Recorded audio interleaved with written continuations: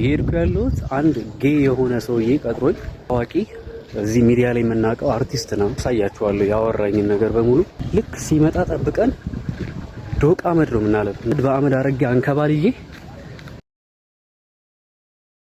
ችግራችሁ ከክብራችሁ የሚበልጥባችሁ ሰዎች ምሳሌ ጠቅሳለሁ። የአዶናይን ቪዲዮ መረባሪያው ሰሞኑን አዶናይን ለምን አልፋታል? ሰላም ቤተሰብ እንዴት ናችሁ? ነው ያለው ክብሩ ይስፋ ጆሴፍ ነኝ። እንደተለመደው በአዳዲስ ወቅቴና በአነጋጋሪ ቪዲዮ ተመልሼላችሁ መጥቻለሁ። ከእናንተ የሚጠበቀው እስከዚህ ቪዲዮ መጨረሻ አብራችሁን በመቆየት ለቻናል ደግሞ አዲስ ከሆናችሁ ላይክ በማድረግ ሼር በማድረግና ሰብስክራይብ በማድረግ የቻናሉ ቤተሰብ መሆኑ፣ በተለይ ደግሞ አዲስ ሆናችሁ ሰብስክራይብ ያላረጋችሁ ሰብስክራይብ አድርጉ። የአንድ ሰከንድ ስራ ነች። ሰብስክራይብ አድርጉ።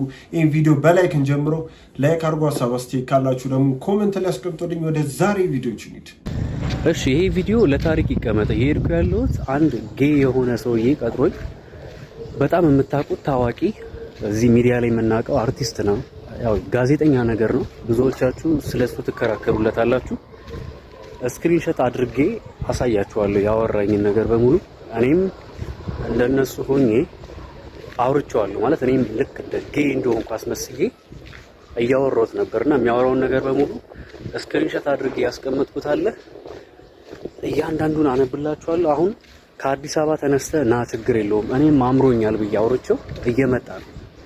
ከዚህ በኋላ የምር እየመጣ ከሆነ ይሄ ቪዲዮ ከቤት ይወጣ ነው። እሱን ለማግኘት እየቀረስኩ ያለሁት ምንድነው የምናደርገው? ብራዘር ያለ ነግሬዋለሁ፣ ጓደኞች ያሉ እንዳለ ተቀጣጥረናል። ልክ ሲመጣ ጠብቀን ዶቃ አመድ ነው የምናበላው ማለት ነው። አመድ በአመድ አረጌ አንከባልዬ እኛ ኢትዮጵያኖች እንደዚህ አይነት አስነዋሪ ነገር እንደማይመቸን አሳያችኋለሁ። ተከታተሉ። እሺ ያው እዚህ ጋር እንደምትመለከቱት ይሄ የሱ የቲክቶክ አካውንቱ ነው። መጀመሪያ በዚህ ነው በውስጥ ያወራኝ። ሶፎንያስ ዋሲሁን ይላል። ምናልባት ቲክቶክ ላይ ሄዳችሁ ሰርች አድርጋችሁ ማየት ትችላላችሁ። ወደ 41100 አካባቢ የሚጠጋ ፎሎወር አለው። ያው ፎቶንም እንደምትመለከቱት የሱ የራሱ ነው ማለት ነውና በዚህ አካውንት ነው ሪኩዌስት ተጠይቄ ስገባ እንዴት ነህ ደህና ነህ የሚል ጽሁፍ ያየሁት ማለት ነው። አሁን ከዚህ በመቀጠል እያንዳንዱ ያወራነውን አሳያችኋለሁ ማለት ነው። እንግዲህ ተመልከቱት። እዚህ ጋር ደህና ነህ ወይ እንዴት ነህ ብሎኝ ነው። ደህና ነኝ ደህና ነህ ስለው ይኸው እንደምታዩት አለው ልክ ካለኝ በኋላ ፈታ እንበል ብሎ ላከልኝ። ከዛ ከታች እንደምትመለከቱት እንችላለን ሶፊሻ በምን መልኩ አልኩኝ። ይህንን ያልኩት እኔ ለምንድን ነው እኔ ይህንን የወሰድኩት የነበረው ፈታ እንበል ሲለኝ አይ ቲንክ የሆነ ፈታ ሾው የሚል ፕሮግራም ጀምሮ ነበርና እዛ ላይ ምናልባት ኢንተርቪው ላድርግህ አይነት መሰለኝ። ምክንያቱም ትንሽ እኔም ሶሻል ሚዲያ ላይ ስለምንቀሳቀስ ምናልባት ያንን ነገር አይቶ ሊሆን ይችላል ብዬ እሺ ያልኩት። ደስ ይለኛል እንችላለን ሶፊሻ በምን መልኩ ስለው ደስ የሚልህ ምንድን ነው ብሎ ጠየቀኝ። አረ ሶፊሻ አታወዛግበኝ፣ የጠየቀኝና ሀሳቡን ያነሳው እኮ አንተ ነህ፣ ፈታ እንበል ያልከው እንዴት ነው ብዬ ጠየቅኩት ማለት ነው። ከዛ ያው ይሄን ብዬ ስጠይቀው የመለሰልኝ ምላሽ ምንድን ነው የሆነ ያልገባኝ በቃ አይነት ነገር አስቦኝ መሰለኝ እና ቶ በቃ ብሎ ሲልክልኝ ወዲያው የሆነ ነገር መጠራጠር ጀመርኩኝ ማለት ነው። ከዛ በኋላ ለምን አታስረዳኝም ሶፊ ምንም ችግር የለም ብዬ ነፃ ሆኖ እንዲያወራኝ ለማድረግ ሞከርኩኝ ማለት ነው። ከዛ በኋላ ምንድን ያለኝ ቴሌግራም ዩዘር ኔም አለክ ወይ ብሎ ጠይቀኝ። አዎ አለኝ ብዬ ያው እንግዲህ ከላይ እንደምትመለከቱት የኔን ዩዘር ኔምን ፍሬዘር ፈቃዱ ብዬ ላኩለት ማለት ነው። ከላኩለት በኋላ ወዲያው ነው በቃ ሰከንድ ራሱ አልፈጀበትም።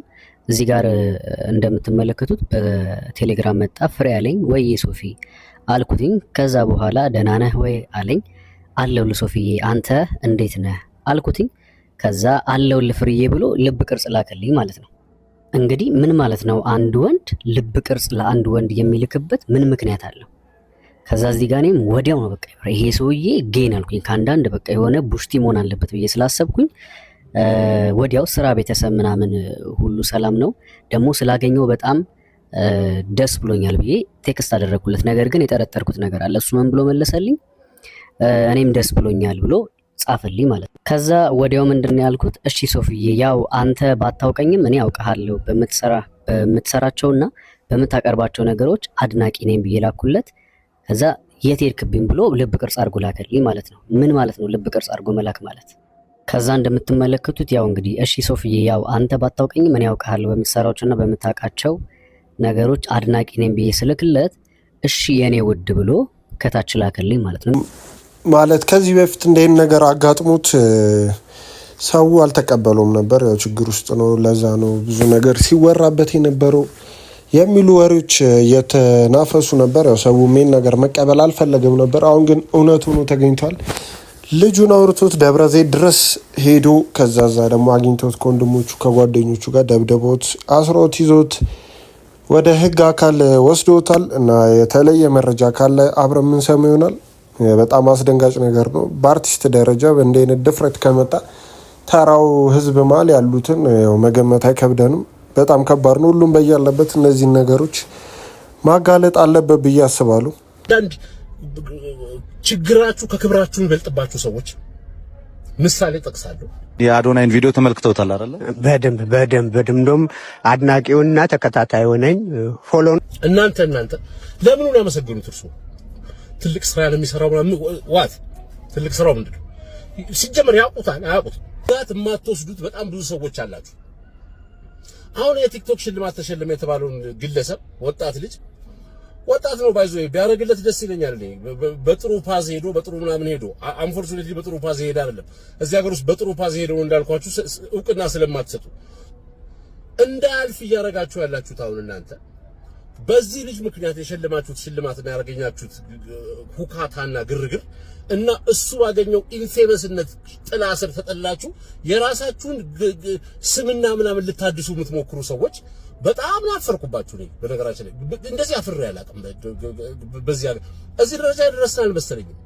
ማለት ምን ሰግጥ የሚል ቃል አንዴ ለምጠራው እዚህ ጋር ብቻ ትርጉሙ ምንድነው ተብሎ ቢጠይቅ ሰው አንዳንዱ በማር ሊያለሰልሰው ይሞክራል። ኖ እሱ ማለት የፈለገው እንዲህ ሳይሆን መጥፎ ነገር ሳይሆን ምን ውስጥህን አዳምጥ እንዲህ ብሎ ለማለት ነው የፈለገው እንጂ እንደዛማ አይልም ምናምን እንትኑ ኢንቴንሽናሊ እብደቱን ስፖንሰር ማድረግ የምትፈልጉና በዚህ በማር ለውሳችሁ ልታብራሩልን የምትሞክሩ ሰዎች አሏችሁ። አንዳንዶቻችሁ ደግሞ መቼም ሰው አይኑን አውጥቶማ እንደዚህ አይልም በአደባባይ እንዲህ ሊል ቢያስብ ነው እንጂ ብላችሁ የምታለዝቡለት ለራሳችሁ ሞራል ብላችሁ እንደዚህ ነገር ውስጥ ኖርክ ከተባለ ትጠፋለህ።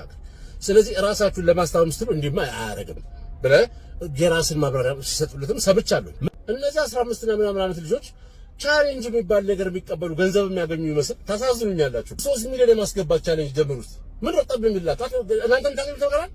አዎ የምናገኘው ነገር አለ። ላንተ ማግኘት የሚመስልህ የተገኘው ብር ወደ ኪስ ሲገባ ብቻ ሊሆን ይችላል። እኛ የሰው ደስታ በጣም ያስደስተናል። ለሰው ደስታ ምክንያት መሆን በጣም እርካታ ይሰጠናል። ሁሉንም ሰው በአንተ አስተሳሰብ አትመዝን። የሁሉም ሰው ደስታ ይለያያል። ያንተ ደስታ ምናልባት በአንተ ማግኘት ላይ ብቻ የተመሰረተ ሊሆን ይችላል። እኛ ግን የተቸገሩ ሰዎች ሲያገኙ የተቸገሩ ሰዎች እንዲያገኙ ምክንያት በመሆናችን እኛ ከምናገኘው በላይ እንደሰታለን። ሰመረባሪያው ሰሞኑን አዶናይን ለምን አልፋታለው? የዛ ሚስጥር ልንገራችሁ። ሰመረባሪያው በለመደ አፉ አዶናይን ይናገረዋል። ህዝቤ ደግሞ ለአዶናይ ያለውን ፍቅር ታውቃላችሁ። ዩቲዩብ ላይ አድማ ይመታበታል። ከዚህ በፊት በሚሊዮኖች የሚታየው ቪዲዮዎቹ 10,000 ቪው 5,000 ቪው ወላ 1,000 ቪው ያለው አለ። ገብታችሁ ማረጋገጥ ትችላላችሁ። ያ ነገር በእንጀራው እንደመጣ ቆጣሩት። ምንም ነገር እየታየለት አይደለም። ያ ነገር በጣም ያበሳጨዋል። አሁን ላይ እላፊ ንግግር ሁሉ መናገር ጀምሯል። መታሰር አለበት፣ የሚለቃቸው ቪዲዮዎች የሚያሳስሩት ነው ምናምን እላፊ ንግግሮች እየተናገረው ይገኛል። ያ ለዛም ያበቃው ነገር የዩቲዩቡ ነገር ነው፣ በእንጀራው ስለመጣበት ነው። ህዝብ ደግሞ አንዴ አዶናይን ከወደደ ወደደ ነው፣ መጥላት አይችልም። ስለዚህ ያ ነው እላችኋለሁ። ፎሎ ማድረጋችሁን አትርሱ። እንደሰማችሁት ነው ሰመረባሪያው በጣም ጥላቸውን እያሳየ ነው ለአዶናይ ያለውን። እኔ ለምን እንደሆነ እየገባኝ አይደለም። ጋሽ ሰሊን አዶናይን እና ደግሞ ለምንድን ነው እሱ 3 ሚሊዮን ወይ 2 ሚሊዮን አስገቡ ስላለ የእሱን ቻሌንጅ ተከተላችሁ የምታረጉት እስከ ማለት ደርሷል። ማለት ሰው ለእርዳታ ያማረጉ ምንድን ነው ክፋቱ? ማለት እኔ ሆነ እጄ ጋሽ ሰሊን መኪና የሚያገኙ ከሆነ ያን ቻናል እጄ ፎሎ ባረግና እሳቸው መኪና ባስገኝላቸውና ባግዛቸው በምችለው ምንድን ነው ክፋቱ? ለምንድን ነው ይሄ ደበረ? ለምንድን ነው ጥሩ ነገሩ ሊታይ ያልቻሉ? እናንተ ምን ታስባላችሁ በዚህ ጉዳይ? ምን አይነት አቋም ይዛችኋል በአዶናይ እና በሰመረባሪያው ጉዳይ ላይ? እስቲ ሀሳባችሁን ኮሜንት ላይ አስቀምጡልኝ። የአዶናይ ስግጥፍ ምስ ነው፣ የምሁራን ስግጥፍ ፍርስ ነው ሀገር እያጠፋ ያለው። እውነቱን እንነጋገር። ለዶክተር በድሉ አቅጅራና የእሳቸው አይነት አመለካከት ላላቸው ሁሉ ነው ይሄ መልእክቴ። ነጯን እናውራ እንጂ እንደ አቡነ ሉቃስና እንደ ጋሽ ታዲዮስ እውነት ተናግሮ የመሸበት ማደር እንዴት ያስደስታል። ማን ነው ኢትዮጵያ ውስጥ ጥፋትን እያመጣ ያለው? ኢትዮጵያ በምሁራንና በልሂቃን አስተሳሰብ እየተረፈች ነው ወይ? በእንደናንተ አይነቱ የትምህርት ዝግጅት ኢትዮጵያ እየዳነች ነው ወይ? ማን ነው ትውልድን እያቀነጨረ ያለው? እንደ ዳንኤል ክብረት አይነቱ የታሪክ ተመራማሪነት ራስና አንቱታን አትርፎ የተማረው መጥፊያ ሆኖበት አይደለም ወይ አገር እያጠፋ ያለው? በታሪክ ትምህርቱ ታሪክን እያጠፋ አይደለም ወይ ያለው? ስንቱ ዶክተርና ፕሮፌሰር ተብሎ ተሰይሞ አገርን አዳነ? ስንቱ መግቢያ ጉድጓድ ጠፍቶበት አይደል እንዴ ራሱን እንኳን ያውቀት ሳያድን ተሸሽጎ ይቻ ሀገር እንዲ ፍርስርሷ እየወጣ ያለው? ኢትዮጵያ በማን ነው እየጠፋች ያለችው? እውነት ለመናገር ማለት ቁጭ አድርጉት እስቲ ጠረጴዛ ላይና መርምሩ። የነ አዶናይ አይነቱ ቢያንስ በዓለም እንደ አድቨርታን ስታይል በመንፈሳዊ ደግሞ እንደ ቅዱስ ያሬድ ክፍተቱ ይታረምለታል፣ በሽታው ያስርለታል። አረ ቢያንስ የሱ ስግጥ ፍምስ እንደነጋሽ ሰሌ አይነቱን የመኪና ባለቤት ሊያደርግ ይንደረደራል። ስንቱን ችግረኛ ይረዳል። ቢያንስ ፎልስ ናይን ነው። በእግር ኳስ ፎልስ ናይን የሚባል የአጥቂ ባህሪ አለ። በዛ አይነት መደብ ልናየው እንችላለን። በእንደናንተ አይነቱ ግን ኢትዮጵያ እየዳነች ነው ወይ? ስንቱ ሞት እየተከተለ ያለው በምሁራን በፖለቲከኞች ቀመር አይደለም ወይ? መቼም የሀገር አንድ የምሁርነት ቶፕ ነው የሚባለው በእርግጠኝነት መሪነት ነው። ራሱ መሪው ደንቆሮ ቢሆን በዙሪያው ያሉ አማካሪዎች የትምህርት ዝግጅታቸው ሃይ ስለሆነ ብዙ ያውቃሉ፣ ይጠነቀቃሉ ተብሎ ይታሰባል። ታዲያ ከሰው ነፍስ ሳር በልጦበት አይደል እንዴ እጅ ባፍ ሊያስጭነን በዛ ወዲያና ወዲ የሚሯሯጠው? ከዚህ በላይ መቀንጨር አለ? ከዚህ በላይ እንደው መግቢያ መውጫ ማጣት አለ? ምሁራን ስንቱን እንዳይጥ ሞከራችሁበት፣ ስንቱን ፍልስፍና ኢትዮጵያ ላይ አራገፋችሁ። ነገር ግን ሀገራችን ከድህነት አረንቋ ሳትወጣ ዛሬ መኖር የሚባል ነገር ለኢትዮጵያ አንገብጋቢ ነገር ሆኖ ስንቱ ፈረሰ፣ ስንቱ ወደ ሞት ተሸኘ።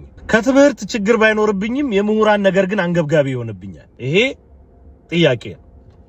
ራሱ ይሄ ነገር ስራዬ ላይ ችግር እየፈጠረ ነው። የምን ስራ አለ አዶናይ? ስራን ብትነግረን ይሉን ጋር እኔ ካናዳም እያለ ባዶውን የገባው ኢትዮጵያ ምንም ነገር የለም። እውነቱን ነው የምነግርህ። በጣም የሚገርመው ነገር አዶናይ እያያችሁት 4 ሚሊዮን ገባ።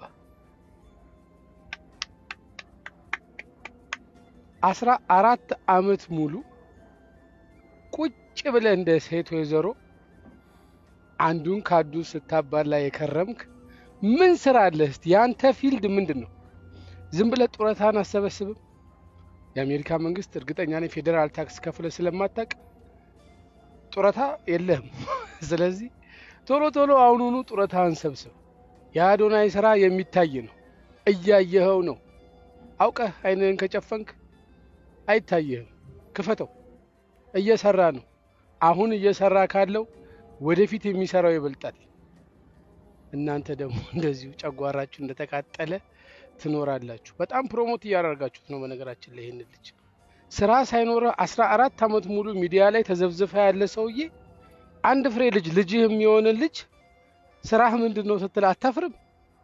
አፍረተ ህሊናን እንዳለ ሸጠ የበላ ኢትዮጵያ በገባ ማግስት ነው ስራ የጀመረው አዶናይ። አይታችኋል እነዛን ዲቻ ቦይስ አያል በቀደም መኪና ያሰጣውን ስንት ደሃ እንደሚረዳ። አንተ ኢትዮጵያ ሄደህ ምን አረክ? በየስጋ ቤቱ በየጭፈራ ቤቱ ዞረን የመጣው አታፍርም? አረ እንደው አንዳንዴ እንደ ሰው አስብ። አይኖ ፍረትህን ሸጠ ከበላ ቆይታል። ሰው እኮ ሙድ እያዘ ነው የሚከተልህ። ቁም ነገር ካንተ የሚማረው ነገር ያለ መስሎ ነው። አረ ዮኒ በእናትህ ባል የአዶናይ ነገር በዚህ መልኩ እያነጋገረ ቀጥሏል። አዶናይ እኔ በጣም እያሳዘነኝ ነው። ይሁን ፋኑ ሆኛሉ ማለት መጀመሪያ ላይ ያው የሚሰራው ስራ ጥሩ ስለሆነ ልጣሉት ማችሉት ልትወዱት ምችሉት አይነት ልጅ ነው። ደግሞ በቃ ደጋፊ ሆኛሉ በቃ ሊትራሊ። እና ደግሞ በጣም ብዙ ጠላቶች አፍርቷል። ሰይፉሻ እኔ ያው እንደምታውቀው የአካል ጉዳተኛ ሆኛለሁ። አይኔ ያያይም አልኩና ደነገጥክ። ቃሉን እንድናገረው ስላልፈለክ ነው የደነገጥከው። ግን ነኝ መቀበል አለብኝ አይደል? አንድ ነገር መቀየር እስከቻልክ ጊዜ ድረስ ብቻ ነው እንጂ የምትንገታገተው መቀየር የማትችለው ለውጥ ማምጣት የማትችል ከሆነ አክሴፕት ማድረግ አለብህ። አክሴፕት አድርገህ ደግሞ ተመስገን ማለት መቻል አለብህ። ስለዚህ ይሄንኑ የኔን ጉዳይ አንስቼ እንዴ ሰይፉሻ አንተም እኮ አካል ጉዳተኛ ነህ አልኩ። ሳቅ ጸጉሬ የታለ አልኩ።